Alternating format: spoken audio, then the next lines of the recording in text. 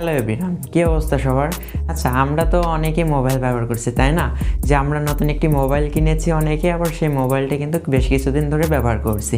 কিন্তু আমরা নতুন কেনার পরে যেমনটি আমরা যত সুন্দর আমরা পারফরমেন্স পাই, কিন্তু আমরা ব্যবহার করার পরে বেশ কয়েকদিন ব্যবহার করার পরে তেমনটি কিন্তু আমরা পারফরমেন্স কোনোভাবে পাই না।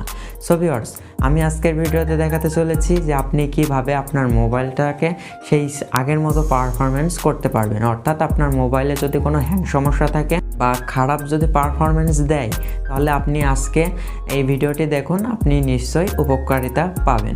আচ্ছা, 3টি টিপসে দেবো আজকের ভিডিওতে আমি। আর এই 3টি টিপস যদি আপনি ঠিকঠাকভাবে আপনার মোবাইলে অ্যাপ্লাই করতে পারেন, আপনার মোবাইল থেকে কিন্তু খুব ভালো একটি পারফরমেন্স পাবেন। আমরা অনেকেই রয়েছি গেমার এবং আমরা অনেকেই বেশিরভাগ সময় কিন্তু ফোন চালাতে পছন্দ করি। আবার আমরা যারা দিনে বেশিক্ষণ মোবাইল চালাই, আমরা কিন্তু এই দিনে বেশিক্ষণ মোবাইল চালানোর মধ্যে দিয়ে আমরা আবার দেখতে পাই যে আমাদের মোবাইলের চার্জটা কিন্তু আগের থেকে তুলনামূলকভাবে কিন্তু বেশিরভাগ সময় চার্জটি বেশি ফুরিয়ে যায়। তো সেই ক্ষেত্রে করণীয় কি? আপনি আজকের এই 3টি টিপস দেখুন, আশা করি আপনি ঠিকঠাকভাবে আপনি সফলতা পাবেন। সো ভিউয়ার্স, তাহলে আমরা দেরি করবো কেন, চলে যাই সেই মেন টিপসে। আর মেন টিপসে যাওয়ার আগে আমি আমার পরিচয়টা দিয়ে নিই। আমি রয়েছি আপনাদের সাথে শ্রীবাস কুমার। আপনারা দেখছেন শ্রীবাস কুমার ইউটিউব চ্যানেল, এবং আপনারা যারা ফেসবুক থেকে দেখছেন অবশ্যই পেজটিকে ফলো করে দিবেন। আর চ্যানেলে নতুন হয়ে থাকলে সাবস্ক্রাইব করতে ভুলবেন না। ভিডিওটি ভালো লাগলে লাইক, শেয়ার, কমেন্ট করে সাথে থাকবেন। So let's to begin.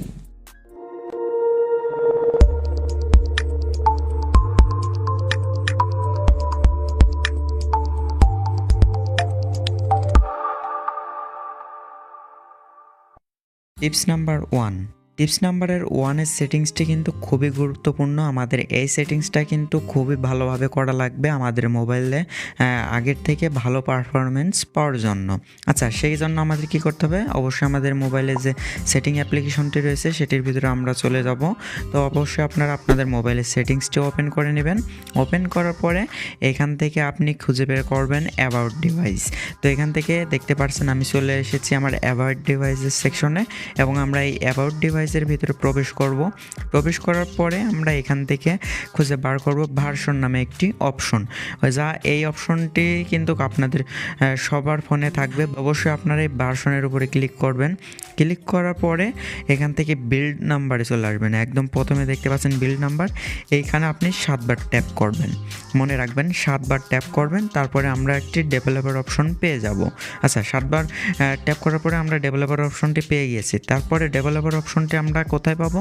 চলে আসবো আমাদের সিস্টেম সেটিংসে আসার পরে এখানে আমরা খেয়াল করলে দেখতে পারবো ডেভেলপার অপশন নামে একটি অপশন আমরা পেয়ে গিয়েছি। আচ্ছা, ডেভেলপার অপশনটি পাওয়ার পরে আমরা ডেভেলপার অপশনের ভিতরে প্রবেশ করব। তো প্রবেশ করার পরে আমরা এরকম একটি ইন্টারফেস দেখতে পারবো। তো এখান থেকে আমরা কি করব? এখান থেকে একদম স্ক্রল করে একদম নিচের দিকে চলে যাব। তো নিচের দিক থেকে আমরা দেখাই, এখানে যেহেতু আমাদের কয়েকটি সেটিংস করা লাগবে। তো প্রথমে আপনারা একদম নিচের দিকে চলে আসবেন। নিচের দিকে আসার পরে এখানে একটি অপশন দেখতে পারবেন যে ব্যাকগ্রাউন্ড প্রসেস লিমিট। অবশ্যই কিন্তু অপশনটি ভালো করে খেয়াল করবেন। ব্যাকগ্রাউন্ড প্রসেস লিমিট আসার পরে নো ব্যাকগ্রাউন্ড প্রসেসটি সিলেক্ট করতে হবে। সিলেক্ট করার পরে এখান থেকে আরেকটি উপরে যাব। তারপরে আমরা এরকম একটি অপশন দেখতে পারবো ফোর্স ফর XMS AA, এরকম একটি অপশন দেখতে পারবো। এটা আমরা ইনেবল করে দেবো। তারপরে আরেকটু উপরে যাব। তারপরে আমরা এখানে দেখতে পারবো উইন্ডো অ্যানিমেশন স্কেল। এরকম পরপর যে 3টি সেটিংস রয়েছে 3টি আমরা অ্যানিমেশন অফ করে দেবো, মানে 3টি অপশনে কিন্তু অ্যানিমেশন আমরা অফ করে দিব। আচ্ছা, আমাদের এই 3টি অফ করে দিলে কিন্তু আমাদের আপাতত এই ডেভেলপার অপশনের কাজ শেষ। তো এইবার আসা যাক আমাদের টিপস নাম্বার 2-তে। টিপস নাম্বার 2-তে কিন্তু রয়েছে ভালো একটি ইম্পর্টেন্ট সেটিং। আচ্ছা, চলুন আমরা দেখি সেই সেটিংটা কি। আচ্ছা, আমরা যারা অ্যাপস ডাউনলোড করি, যেখান থেকে অ্যাপস ডাউনলোড করি গুগল প্লে স্টোর, আমরা সেখানে চলে আসবো। আসার পরে আমাদের প্রোফাইলে চলে আসবো। আসার পরে সেটিংসে আসবো। আসার পরে এখান থেকে আমরা নেটওয়ার্ক পারফরমেন্স নামে একটি অপশন পাবো 2 নম্বরে। এই অপশনটির উপরে ক্লিক করব। ক্লিক করার পরে এখান থেকে অটো আপডেট অ্যাপস যে অপশনটি রয়েছে সেটির উপরে আবার ক্লিক করব। ক্লিক করার পরে ডোন্ট অটো আপডেট অ্যাপস, তো এটি সিলেক্ট করব। সিলেক্ট করার পরে ডান করে দেব।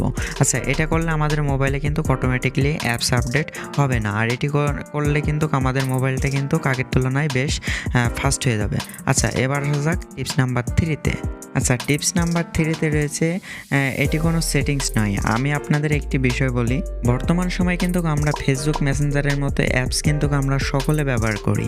আচ্ছা, আমরা এই ধরনের অ্যাপসগুলোই ব্যবহার করব, কিন্তু আমরা লাইট ভার্সনের অ্যাপসগুলো ব্যবহার করার চেষ্টা করব সব সময়। আচ্ছা, লাইট ভার্সনের অ্যাপসগুলো ব্যবহার করলে কী হবে, আমাদের মোবাইলে কিন্তু এটার ডাটাগুলো কিন্তু মানে কম সার্চ করবে আমাদের ডিভাইসের জন্য। আর ডাটা কম সার্চ করলে আমাদের ডিভাইসটা কিন্তু ভালো পারফরমেন্স দিতে সক্ষম হবে। আচ্ছা, আমরা কিন্তু আবার অনেকে টিকটক দেখি। আচ্ছা, আমরা যদি প্লে স্টোরে গিয়ে যদি টিকটক লিখে সার্চ করি, আমরা পেয়ে যাবো টিকটক লাইট। আচ্ছা, এই ধরনের যে সকল লাইট অ্যাপসগুলো রয়েছে আমরা সবসময় সেগুলো ব্যবহার করার চেষ্টা করব, তাহলে আমাদের ডিভাইসটি খুব ভালো পারফরমেন্স দিতে পারবে। সো ভিউয়ার্স, আজকের ভিডিওটি ছিল এ পর্যন্ত। দেখা হচ্ছে পরবর্তী কোনো ভিডিওতে, ততক্ষণ সাবস্ক্রাইব করে সাথে থাকবেন।